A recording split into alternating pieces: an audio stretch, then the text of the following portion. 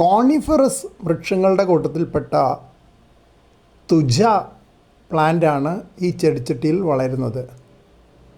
ഇതിപ്പോൾ ഒരു കുറ്റിച്ചെടി പോലെയേ ഉള്ളൂ.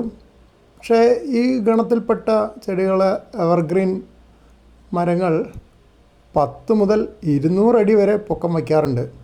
പക്ഷെ അത് ചെടിച്ചട്ടി നട്ടാലല്ല, കാട്ടിലൊക്കെ ആയിരിക്കും എന്ന് വിചാരിക്കുന്നു.